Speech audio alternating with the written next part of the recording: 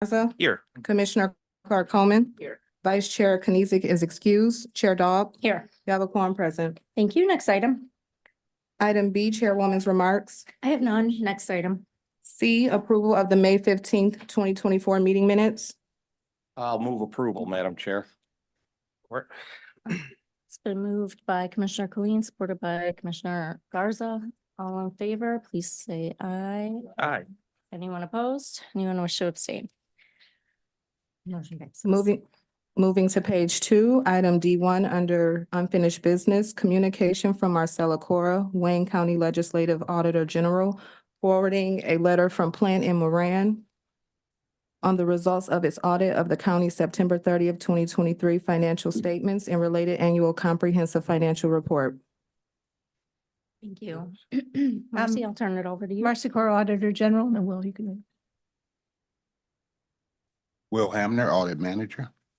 If we could start by taking the item under new business, which would be the M&B presentation. At the last meeting, we had Plant Miranda presented the results of the annual comprehensive financial report. And now what we're doing is following up with M&B doing their highlights of the CAFR. And then we'll go into the audit findings that were in the single audit. So if M&B would like to join us at the table and begin the presentation.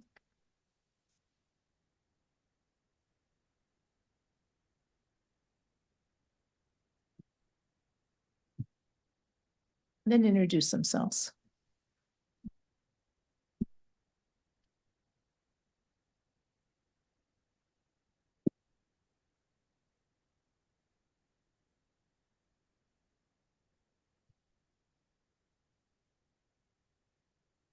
Okay, welcome. Please introduce yourself and your team. Yogesh Kisani, Deputy CFO, Management Budget. Shantika Bullard, Director of Grants, Contracts and Compliance Management, Management and Budget. Good morning, Michael Bridges. I'm the Director of Financial Reporting, Management and Budget. And good morning, Rob Whittigan, Chief Deputy Financial Officer, Wayne County. Good morning, Greg McIntyre, Deputy Budget Director, Management and Budget. Thank you. You can start the presentation. Good morning, everybody. Excuse me. Good morning, everybody. I didn't get enough coffee, looks like. What we have, as you know, last week, we had not last week, 2 weeks back, we had a presentation from an auditor. And this is our M&B Act for highlights that we do every year. So that's what this presentation is. So right away, we'll just go into the agenda.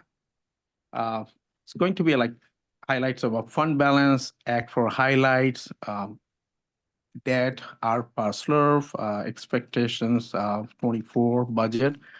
And then we go governmental activities, county head count, general fund activity and general fund balance. Slide number 3, it's called fund balance, and what we give a little bit on overview of fund balance. General fund balance is increased by 83.1 million over the prior year. And later down in the slide, we'll tell you why, what were the reasons that it went up. At the end of fiscal year, total general fund balance equal, this is 388 millions. And again, that's of which 334 was an unassigned.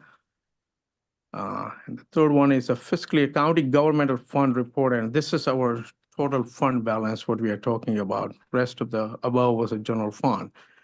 So it's almost fund balance 1,146,000,000, an increase of 300 million over the prior year. Next slide. Commissioner Colleen. Thank you, Madam Chair. 388 million, second bullet point at general fund. And 334 of that is unassigned.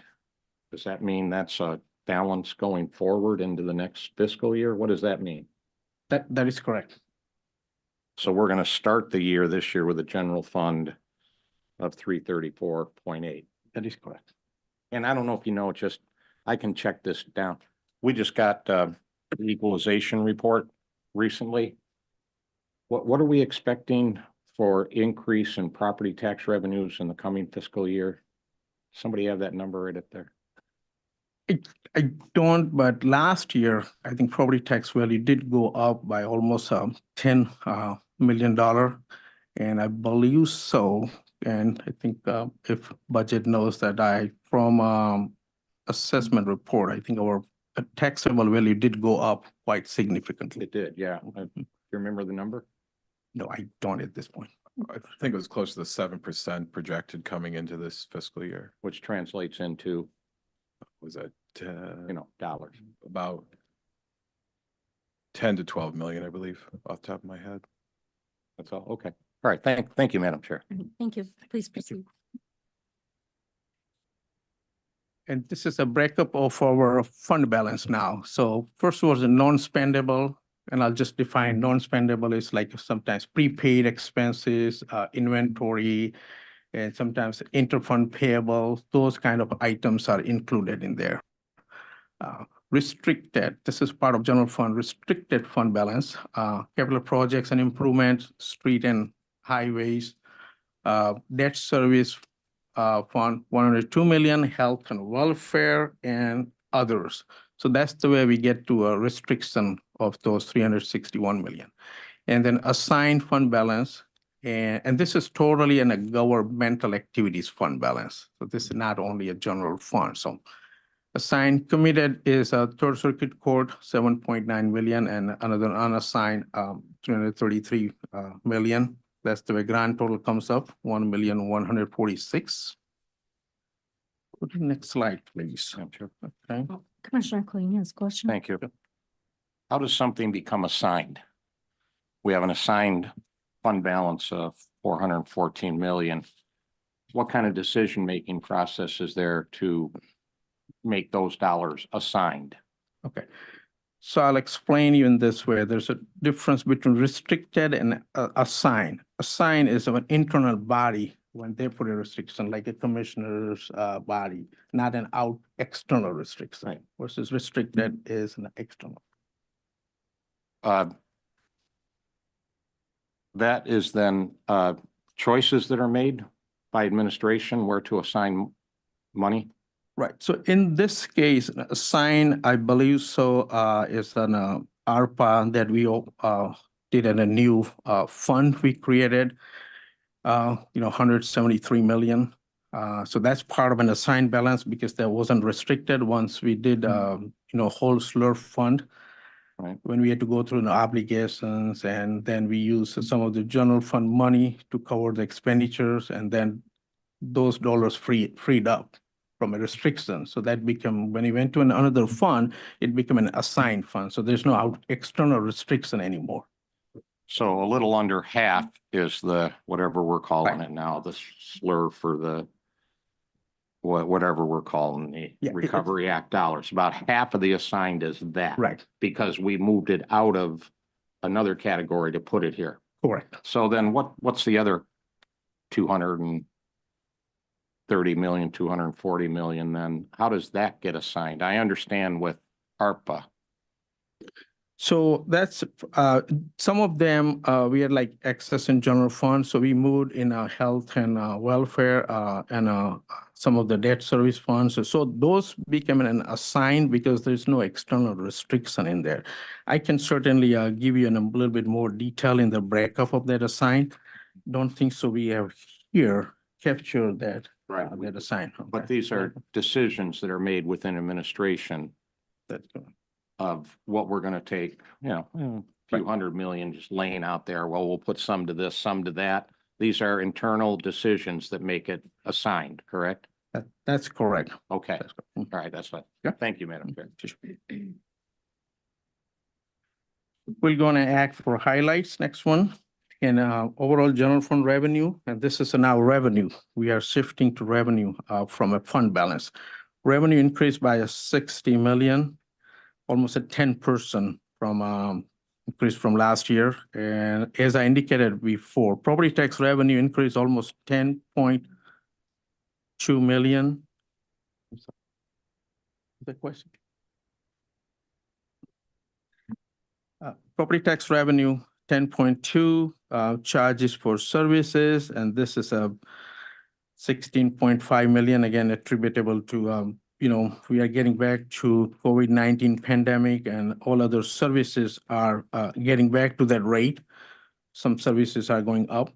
The biggest interest, and this is, Treasurer's Office did a great job about investment. I think compared to last year, interest earning went up by almost $21 million this year. So market was definitely much better. As you can see, the almost 574% did go up.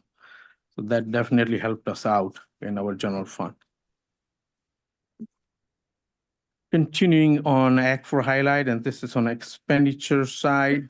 And this is with an expenditure decrease by 106 million. And this was one of the reason, as we said, ARPA fund, when we transfer, we utilize ARPA fund to general expenses for public safety. Majority was public safety.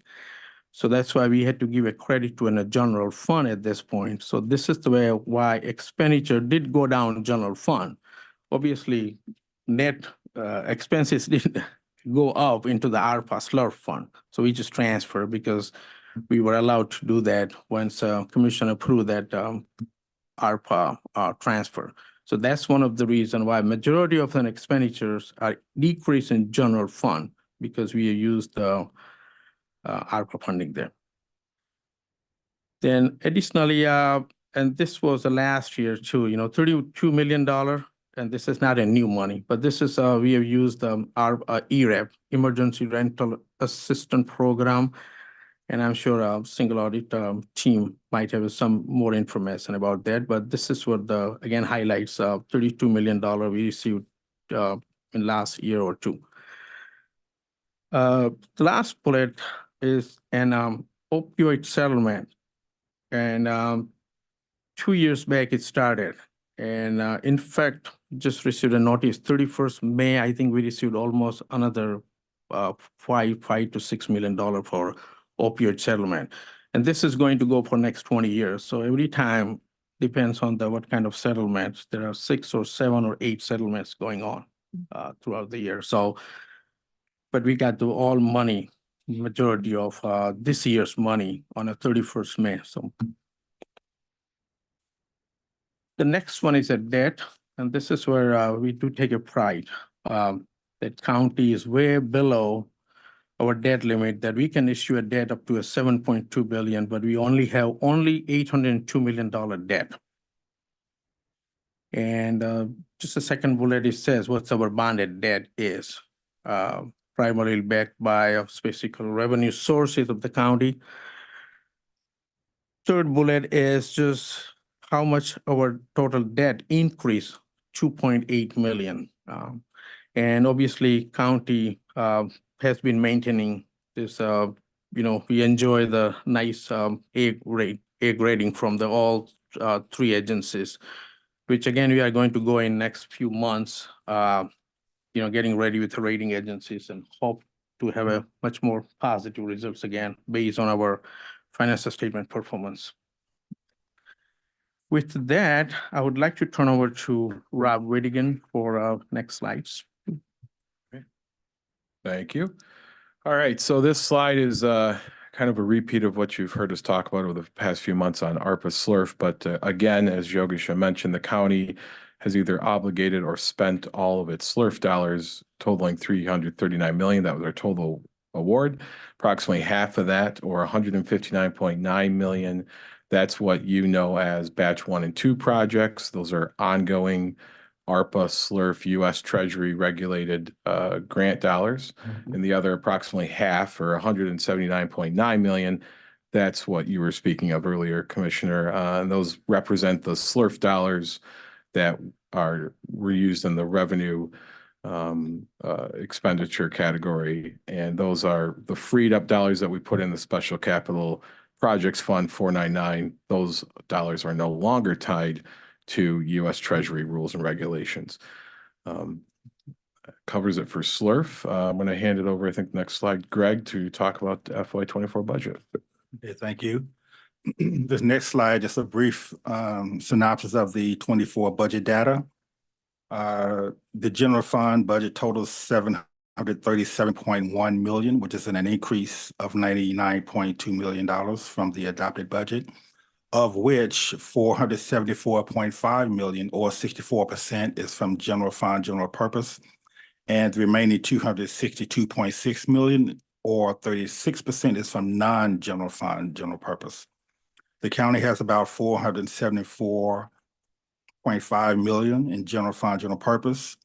And some of the biggest buckets in that 474 is made up of property taxes of about $356 million, state PPT recoveries about $20 million, state sales tax $59.9 million, state equity $11.7 million, property tax transfer $10 million, and the Huntington liquor license about $9.3 million. We are also expecting increases in hotel and tourist tax revenue for 23-24. Thank you. Michael. Good morning. I'm going to go over the next few slides that relates to really governmental activities, which really is just taking a look at the countywide, if you will, results of operations for the fiscal year ended and audited as of 9/30/2023. By way of pie chart, when you look at just the governmental activities as far as the revenues that are used to fund the expenditures, we had essentially $1.3 billion of total revenue.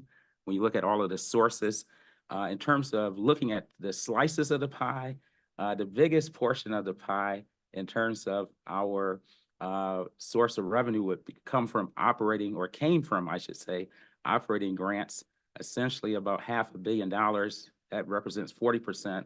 Another big second slice of the pie would be coming from property taxes, which was about $400 million. That's essentially about 27% when you look at just the mix in the terms of 100%. And then the next largest would be charges for services. We had 152,105, about 11%.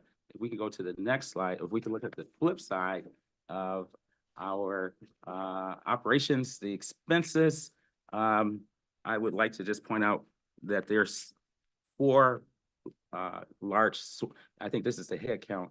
If we could find the chart. Yes, perfect. Thanks. The government activities expenses.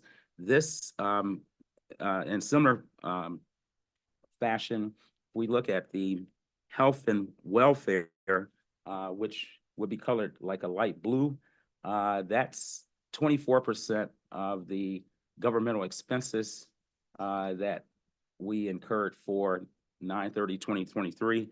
The second largest slice would be judicial, 21% of the pie.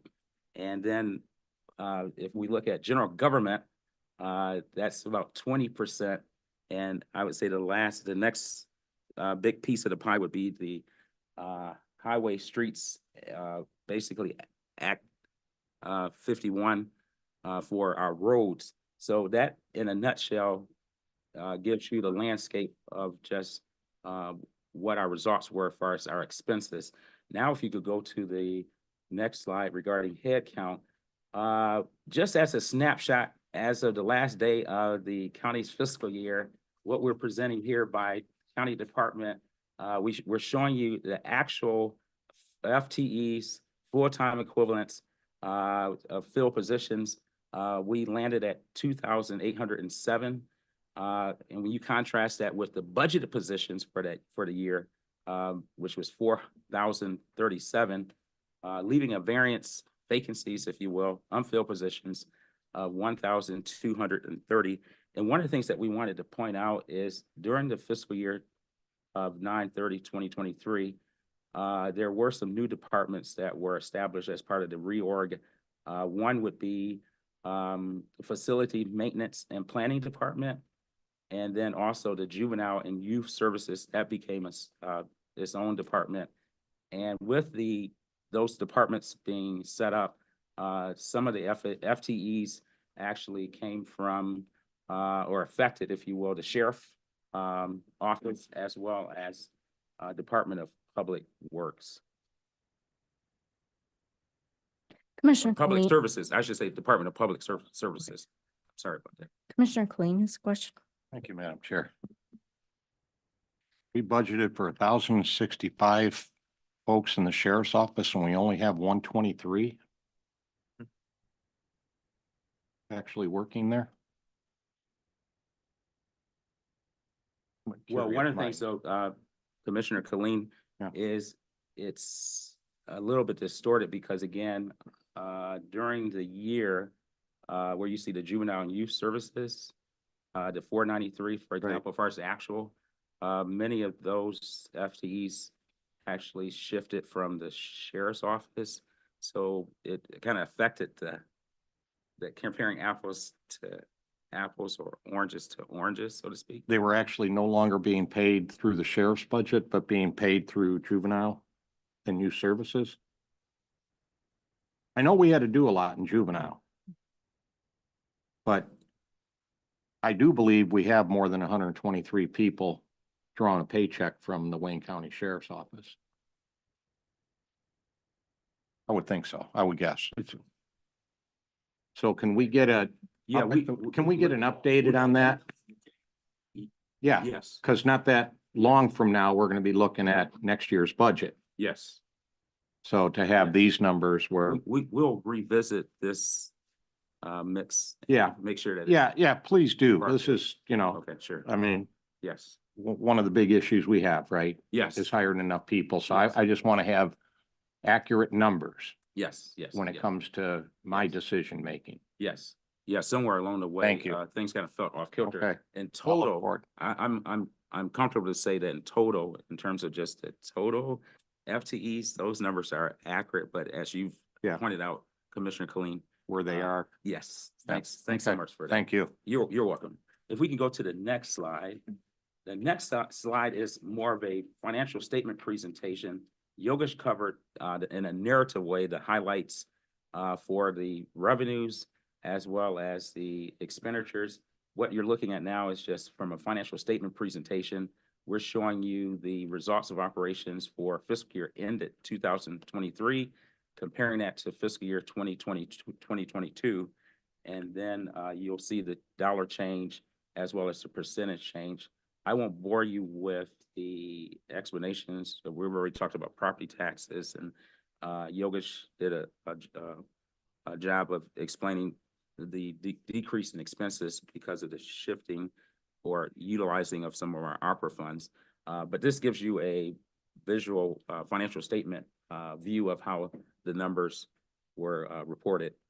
Can we go to the Before we next? move on, can we talk about the interests and rents under revenues?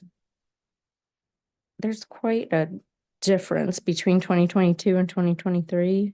Yeah, that's and I think Yogesh spoke to it. May I- That was the increase in interest earnings, right, Yogesh? Yeah. So Madam Chair, yeah, there was, as I indicated, because of the investment market, almost $22 million was an interest earning. Okay. So that's part of that. Wow. Okay. Commissioner Colleen. Charges for services.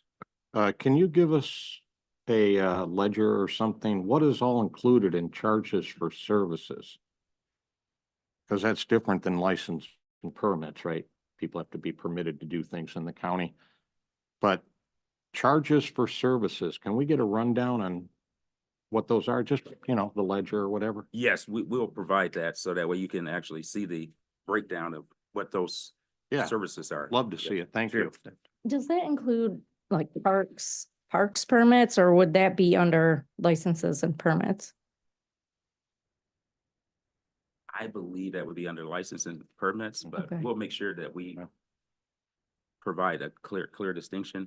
Because Commissioner charges for services a lot of it is more internal, as far as the county's, department. Chargebacks. Chargebacks, Mhm. correct, But, yes. yeah. mhm, Yes, So, Madam Chair, if I may interject, yeah, this is a general fund. So if it's parks permit, that will be in the parks fund.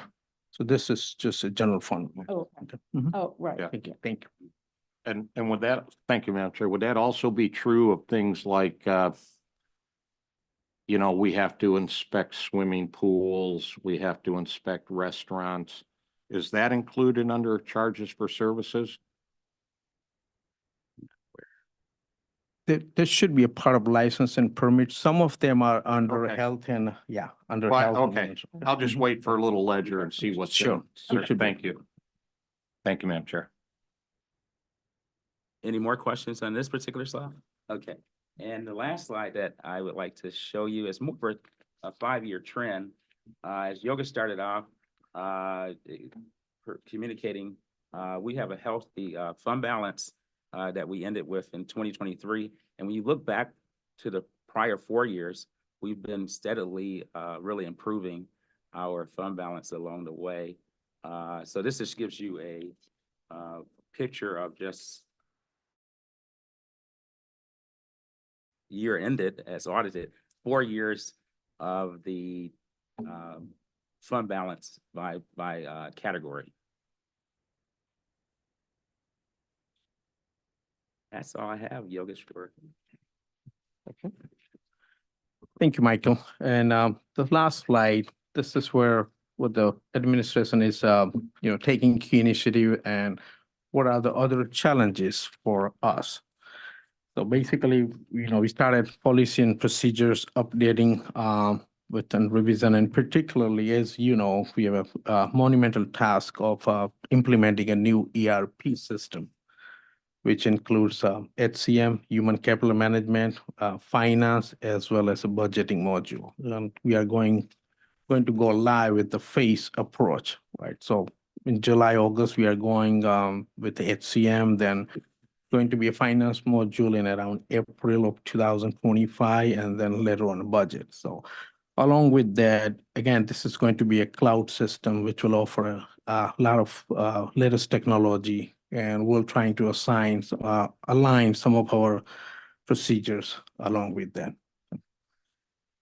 Obviously, another great effort is being done. Our chart of account, even though it was almost 80% with the state compliance, but we're trying to make sure that we can get to the more than 95, 98% with the state compliance. And then third bullet says, we're trying to update job description, staff training, development. So this is where one of the major initiative is going on within our management budget. Next one, challenges. And this will relate to findings when we go into the findings. But bottom line is all these new GASBs keep on coming. And, we just have to adjust our schedule, books, records, and so forth. And these are not something that we can do like in the middle of the year. Some of those GASBs, they want us to go back and effective as of 10/1, beginning of year. So once we have a data for like a 12 months and so, then we have to just analyze the data, and then we have to make all adjustments and so forth. So far last year, we had GASB 96. This is subscription-based technology. 87 still going on leases, but I'm not going to bore you with this whole GASB's language, but those takes a lot of efforts and analysis of the data. A good example is leases. County has a lot of buildings, lots of buildings, just to go through each and every lease agreement. And some of them, we have a hard time even finding lease agreements, but we're doing our best to get those challenges out. Okay, with that, next slide is, just wanted to thank you, everybody, Auditor General, obviously the Commissioner body, CEO's office, and so forth. And with that, I will turn over to Auditor General for into the findings. Thank you. Do we have any last questions on the presentation? Commissioners? Thank you very much. Appreciate it. Thank you. All right, Marcy? Next, we're going to go through the audit findings from the single audit, and I sent out last night. It's a summary schedule of all the audit findings, and we tried to break them down by areas of responsible parties, with M&B being first, and then going into the Sheriff's Office, Treasurer's Office, then Economic Development and Grants. So we can get started with M&B. Okay. The first finding is the 2301. This was where the county's general ledger and underlying financial records were not reconciled and closed in a timely manner, and there was numerous adjustments that have been identified by management were instead identified during the audit. And the recommendation was the county should work with all departments to ensure that each has adequate resources to fully and accurately reconcile and record activity throughout the year and identify and record year-end entries prior to the start of the audit. And an independent review of the reconciliation trial balances prior to the start of the audit would assist in identifying and correcting potential errors. And this has been a repeat finding since 2017. I don't know if Does he anyone has any in- comments on corrective action. Okay. Once again, Madam Chair and this body, the finding number 1 and 2, I'm going to take it together because I think the reasonings are the same again, the causes for this finding. As I indicated, during the year, particularly this year, because of the slurf, it was a challenging, to make an adjustment by the time we get an approval of some of the budget adjustments. It was almost after year end.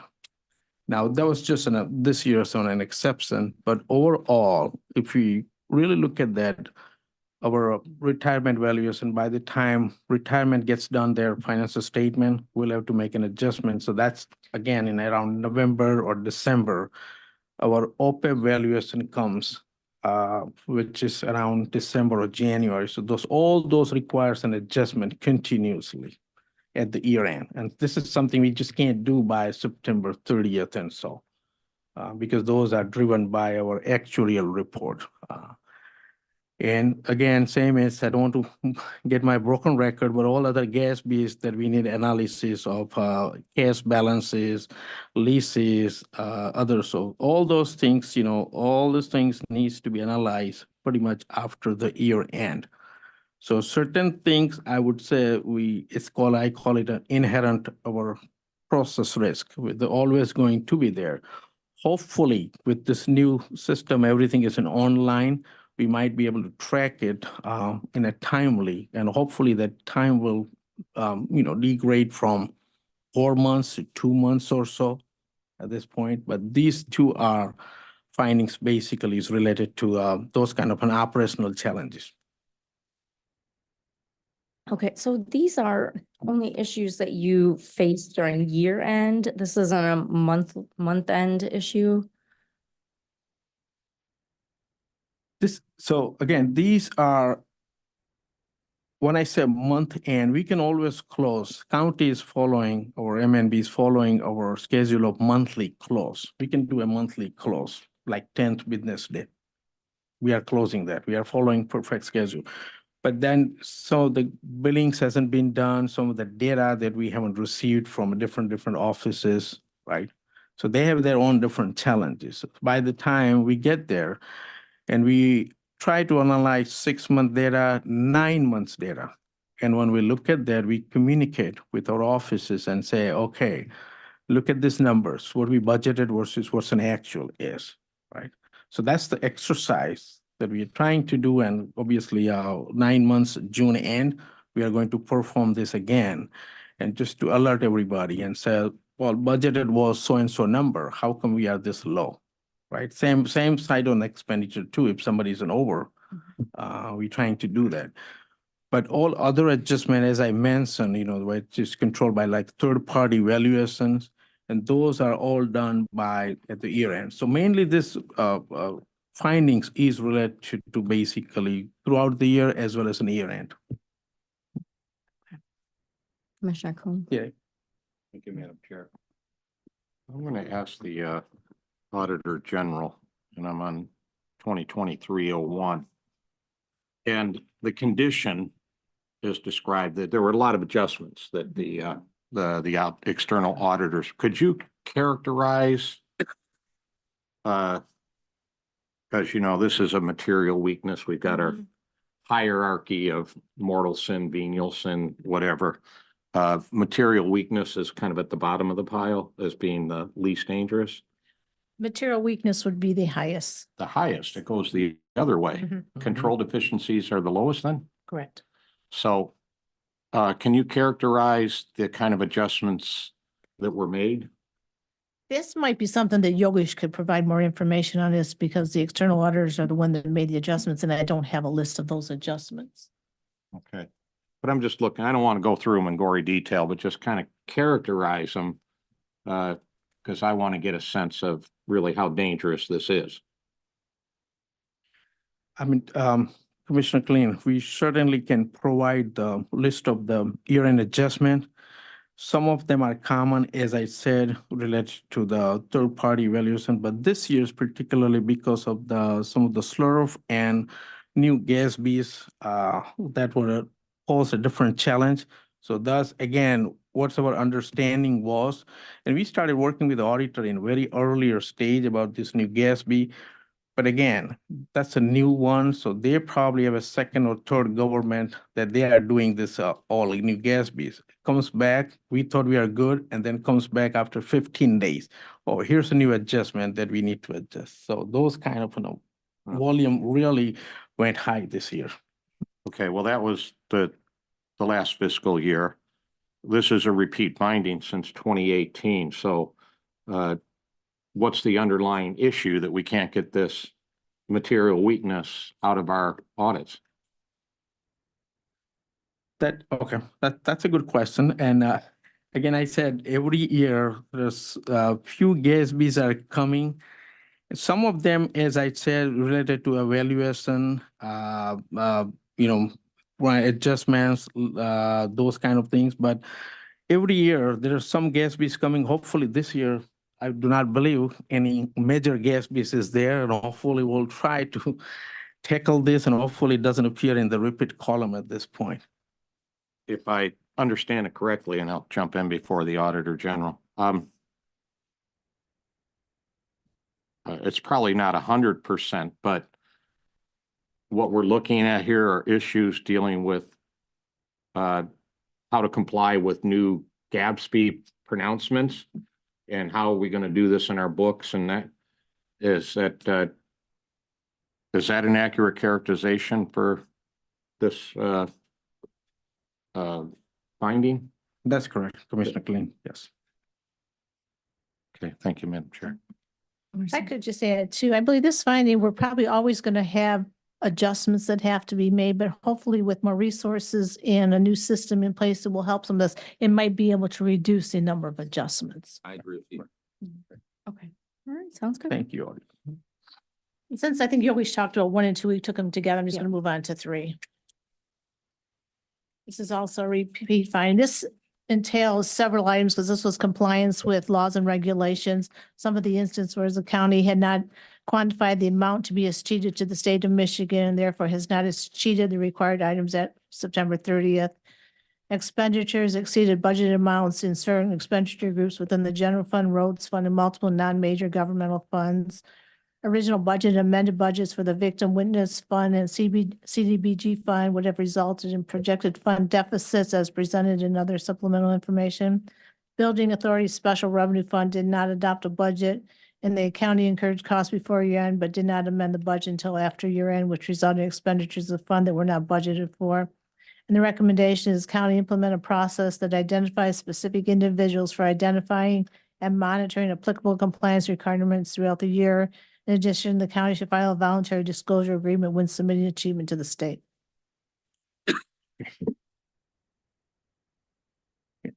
Madam Chair, I'm going to cover achievement and then I'll turn over to Mr. Willigan. Good news about, we have hired a new person in a CEO's office where we are working towards revising all our policy and procedures. In fact, our policies, procedures are all probably 8-10 years. So in fact, the last week, we just looked at the achievement policy, which has been revised. So we are in the process of finalizing this achievement policy. Once we finalize our M&B and it's approved by CFO, we'll just want to run by through a corp council as far as our remitting and timeline of funds sending to the state of Michigan. And All right, Madam Chair and Board. So for the rest, as there's a few kind of lumped in here. One is that the actual expenditures exceeded the approved budget. Management budget is working on a new and enhanced budget to actuals that we'll continue to review to get you budget adjustments in a timely manner. The second part was mentioned that the victim witness fund and CDBG fund would have resulted in a projected fund deficit. So that will be, management agrees, and that we will continue again to review budget actuals throughout the year, but then moreover, enhanced checks before budget submitted to commission. Building Authority, this one, Building Authority Special Revenue Fund did not adopt a budget. That's a little tricky. The Building Authority is separate, obviously, from the county. The commission does not adopt a budget for the Building Authority, but we're going to look at some policies and procedures that could help address that, possibly putting it in the budget, what the Building Authority adopts or so forth. And then the county incurred costs before year end, but did not amend the budget till after year end. This one we kind of warned you about at the Governmental Affairs Committee. This mostly deals with SLRF. The SLRF budget adjustment, I don't believe, came to you until November, December. So the Auditor General and myself kind of warned you, we will likely get a finding for this. We know we're doing this well after. Also, to Yogesh's point, some data we don't receive until well after year end. So there's always going to be some minor budget adjustments, but this is really speaking to the major $179 million budget adjustment for the SLRF. And I believe that covers that one. Commissioner Coyle? Yeah, on that second bullet point or whatever, the expenditures exceeding budgeted amounts, wouldn't it take an act of the Wayne County Commission in passing something that would cause those expenditures to go over their budget? Or does that happen even without a specific commission action? I'm trying to see how we got to going over those things. Was it because the commission approved things that took us over budget? Or is there internal things moving money around that causes it to go over budget? Part of it you'll see, like I'll notice when I'm answering questions from commission staff on certain contracts or whatnot that's coming before commission, it will say, hey, there's not enough money in this fund. Do you plan on submitting a budget adjustment with this? Right. And then sometimes it's yes, we'll give it to you at the same time. Sometimes just due to backlogs, you get it later and you've approved the contract and then you approve the budget adjustment. So there's sometimes an unfortunate time delay. And then two, it's just, again, we need to make sure we're sitting and looking at each month budget to actuals, because there are instances where maybe it doesn't come to commission, but it will go over budget and we need to get the budget the budget adjustment to commission, and there's a delay in that. So, and you're speaking of that in the last part there, an internal process where you spend more money there and then you go, oh, we got to get a budget adjustment. There wasn't an act of the commission that took it over. It was moving money around internally and then saying we have to get a budget adjustment to the commission. And sometimes that happens and sometimes it doesn't. Yeah, it always happens. Sometimes it happens later than it should happen. Yeah, but what I'm not going to pursue this much more here, Madam Chair, but that doesn't sound like the feel of what I'm reading here. Certain expenditure groups, plural, within the general fund, certain expenditure groups, plural, within the roads fund, and multiple non-major governmental funds. So it seems like we're just not talking about, oh, we missed 3 or 4 budget adjustments last year. It sounds like it's a lot more than that to my ears. Yes, commission receives approximately 150 budget adjustments, and then there's about another 100 that we do internally that don't come to you. So yeah, we're processing a lot of budget adjustments, and unfortunately with, there becomes a backlog where it's not processed in a timely manner. And all right, I'm going to pursue that in a different meeting. Yeah. Okay, thank you, Madam Chair. Okay, we're gonna move on to number 6. This was only a repeat last year and this year, a repeat from last year. The county did not have procedures in place to ensure the balances within the fiduciary funds were properly reconciled at year end. Necessary activities were appropriately moved to the general fund.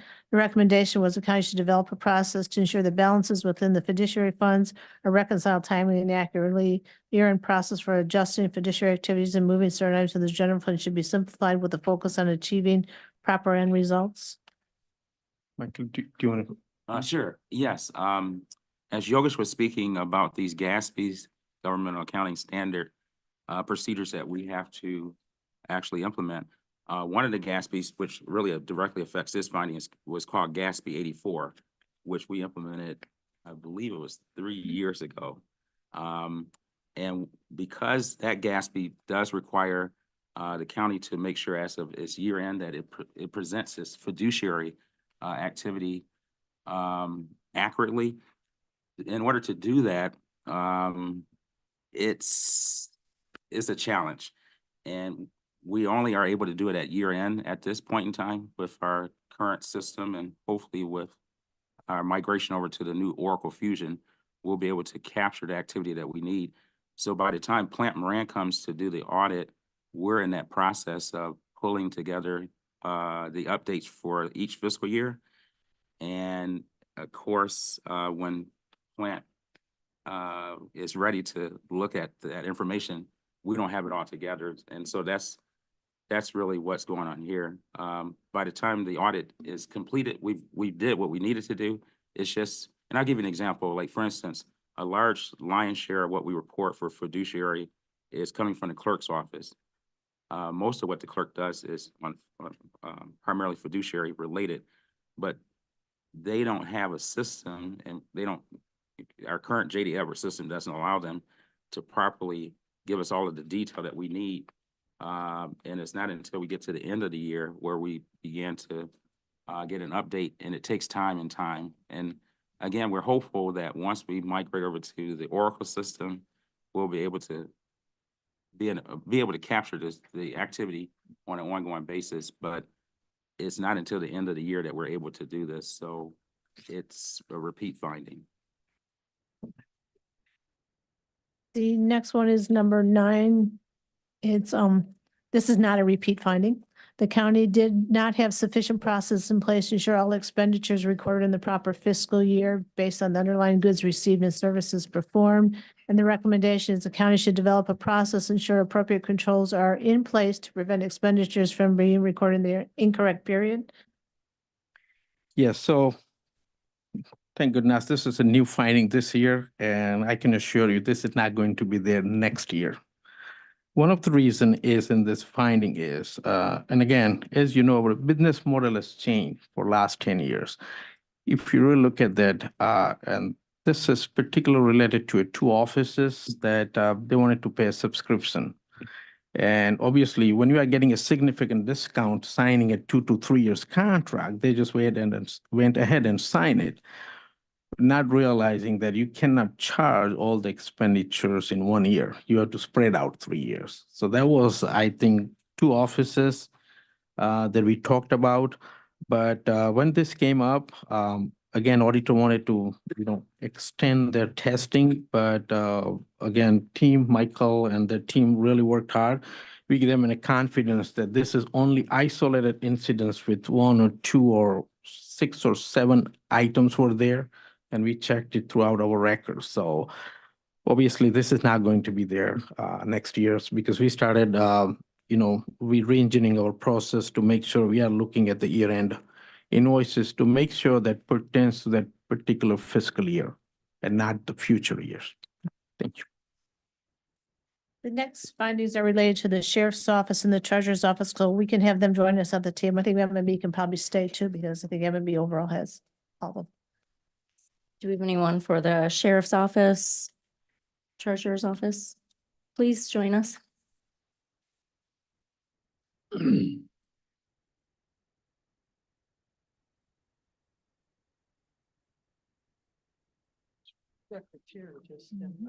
Oh, please sit.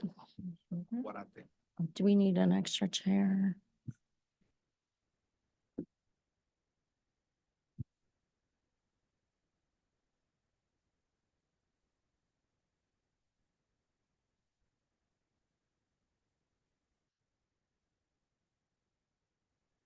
Okay. The next one, which is number 4, is the sheriff office. This is a repeat fund. It kind of, this has to do with the inmate property bank accounts. The county did not have procedures in place to ensure the inmate property bank accounts were reconciled to the inmate cash balances for the jail management system. And the recommendation is the county should develop a process to ensure the inmate property bank accounts as reconciled to the jail management system. The cash reconciled items be reviewed for proper statement to the state. Okay, who's here from the sheriff's office? Can you introduce yourself, name and title? Jackie Stefransky, Department Administrator, Finance. Okay. Do you agree with this? The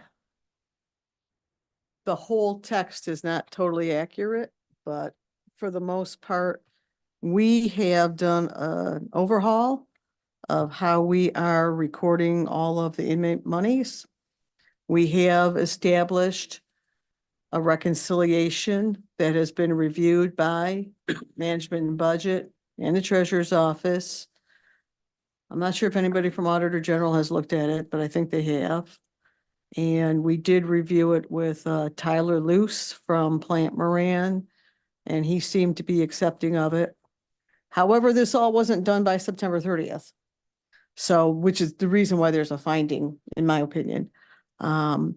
We had this all finished up in January, February of this year. Okay. So we are working on getting these completed and submitted every month. Commissioner Garza. Just thank you for that context for this finding. So just to be clear, since this has been something that the department's been working on for this year, you don't expect to have this finding for the next? God, I hope not. Okay, just wanted to check in on that. Thank you, Madam Chair. Okay. Anyone else have a question? Commissioner Colleen? Yeah, these accounts that we have for each one of our guests. When they leave our custody, is that when they receive,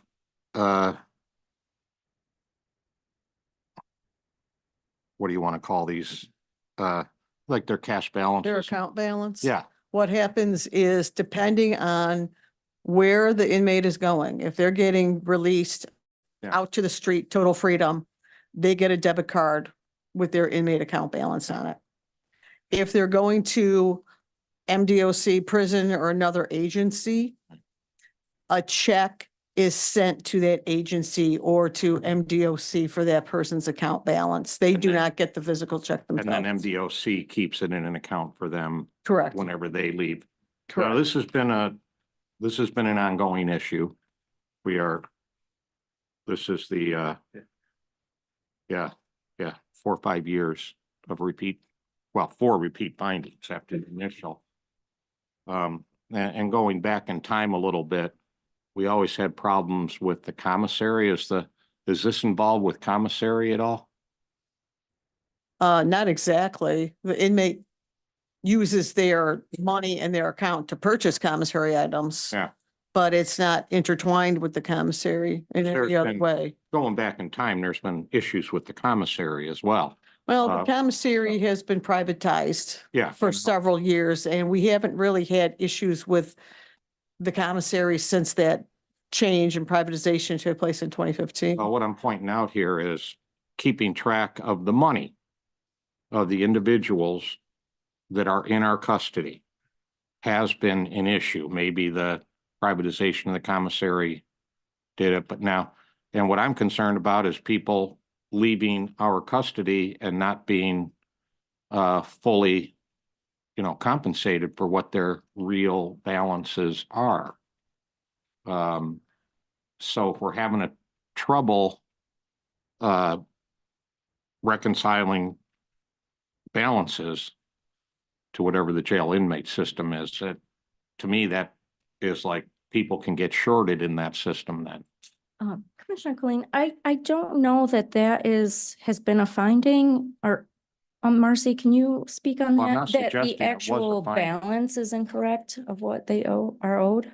Well, that's what I'm probing here too, because they're saying can't reconcile the cash balances. Well, or they haven't been. but that's from what? Like they're not being, sorry, go ahead, Marcy. Jackie can correct me if I'm wrong. I don't think we've ever had an issue with an inmate leave and we didn't have funds for them in the account. I think part of the issue, and we did an internal audit of this, and you guys correct me if I'm wrong. Our office, we were working with the sheriff's office to help them, put with their reconciliation in place. But I think part of the problem is a lot of the entries that are in the JMS system are very old and may be related to inmates that had left the system. Their monies were never, before the debit cards, the monies were not been able to get to the inmates, so it could be still sitting in the account, trying to find owners of those accounts. I think it all played into the problems with the reconciliation. Well, that was a big issue, yes. And as far as an individual ever happened since I've been here, since the turn of the century. But I'll invite you, Commissioner, if you want to come to my office and have a meeting and I can show you exactly how things look like to maybe reassure you, let me know. Well, the purpose of my question is, I don't want anybody that has come into custody of Wayne County getting shorted. And as I look at this, right, I'm going, is there a hole there? No, No. no, Okay. absolutely not. All right, I'm keeping your name. And if I can add to it, I think what's helped too, when the inmate leaves now, when they get the debit card rather than checks being issued to them because they have the debit card in their hand when they walk out of the jail, if they're going out into the streets. Well, the thing with the debit card is that it's easier for them to use. Yep. Most of our inmate population is probably, and not to sound ageist or anything like this, but probably like 35 and under. And that generation is more used to using a piece of plastic than a check or cash. So they're happy to get a debit card. It's what's familiar to them, as opposed to having to go to the bank or go to the party store and cash a check and spend a fee to get the rest of that money. So the debit card is proved to be a welcomed change. Great. Okay, we are at 11 o'clock now. Marcy, will the treasurer's office be pretty quick? I think we can Yeah, I think. wrap that up in 5 minutes. There's three Okay. real quick. Yeah, we All can right. go through. Let's I'll go go. on to, All right, number 5, I'll thank just you read for them real joining us. quickly. The county did have procedures in place to ensure balances when the cash receipts funds were properly reconciled. And the recommendation was develop a process to ensure the balances when the cash receipts funds are reconciled timely. Good morning. On behalf of the Treasurer's Office, I'm Jean-Pierre Adams, Chief Deputy Treasurer. I have with me Rhea Farver. Sarah Williams, Farver, Supervisor of is your Cash microphone Management. on? Make sure your microphone's on, please. Sarah Williams, Farver, Supervisor of Cash Management. Thank you. Melissa Evans, excuse me, Department Administrator, Tax. Okay, do you have comments or response on item number 5? On number 5, I think that's a timing issue and Saraya can speak to that. It's going to continue until we are adjusting our procedures, but it's been a repeat finding because it is a timing issue, not necessarily a lack of procedures. Correct. And so we agreed with the finding, but the processes that we are putting in place will monitor the balances that are in the cash receipts fund. And naturally, at the end of the year, there are funds that have been collected that are in transit to the bank. So at 9:30, that there may be deposits that are going to be posted on October 3rd, for example. So that is typically what that really reflects. And also in collaboration with tax department, any of the adjustments that are rooted in the automation of our tax accounting system, then those adjustments that happen at the end of the year, we have a process of maintaining that. But the auditors are uncomfortable with the size of the adjustment that's necessary. So we just will be working and coordinating to make sure that we can support those figures. Next one, number 7, county did not have procedures in place to ensure the undistributed property taxes were properly reconciled. The recommendation is just a process to ensure undistributed property taxes are reconciled. So we agreed with that finding. It is a repeat finding. Each year, we seem to have a different issue with the same process. So we do have processes in place. This related to the posting of a liability upon the insistence of the auditors for estimated auction proceeds that had not been reversed out by the end of the year, and it was reversed out shortly thereafter. Then the last one is the county did not have procedures in place to ensure tax settlement payments to other taxing authorities were accurate prior to disbursement. The recommendation is set of procedures and controls to ensure that all tax settlement payments are accurate and properly supported. So on this one, we disagreed with. We thought this was more of a control deficiency. It related to one instance where there was a document control issue. We actually do have the procedures in place, but the documents for the years got mixed up in the folders, or the person who was processing them went to the wrong folder for that year and entered the prior year's numbers. So we thought that was not necessarily a material weakness. It's a new finding, but a control deficiency. And that's why we disagreed. Okay, so you have a correct procedure, or you have a process in place for this. But the person who was doing it made an error, did not follow that procedure. It was a data input error. Okay, So they put in the wrong data. They followed the procedure, but they put in the wrong data. okay. Does anyone else have anything to add? Will? Will Hamner, audit manager. So have you guys implemented or have you determined how you're gonna, the corrective action? We to have, be- we have a review process now in place where after the data is input and before the vouchers are signed off on, a couple of us will review them to make sure it's the correct data. And again, I guess you're indicating, I agree with that. That's the procedure that will take place from this point forward. But as far as the recouping or the reconciliation of the funds that went out the door, That has been corrected. okay. It was corrected immediately when we discovered it. Okay, all right, wonderful. Any commissioner questions for treasurer's office? All right. Thank you. Well, thank you so much for joining us. I think we're gonna have to stop there for today. Marcy, did you have anything to No, sum up? the of rest of what them we've just gone are through? the Okay. economic development, the grants ones. Okay, so we will take that up at our next meeting. Go back to our clerk, Madam Clerk. Next item. Madam Chair, are we making a motion Oh, for D1? or pass. Yeah, let's, okay. Can I have a motion to pass for the day? Commissioner Garza moves, supports by Commissioner Colleen. All in favor, please say aye. Aye. Anyone opposed or anyone wish to abstain? Motion passes. Okay, next item. Such other matters as may be properly submitted before the committee. I have none. Next item. Public comments. Is there No- anyone here today who would like to make a public comment on phone or on the Zoom? No emails, no hands up on Zoom. Okay. Second call for public comments. And third and final call. All right, next item. Adjournment.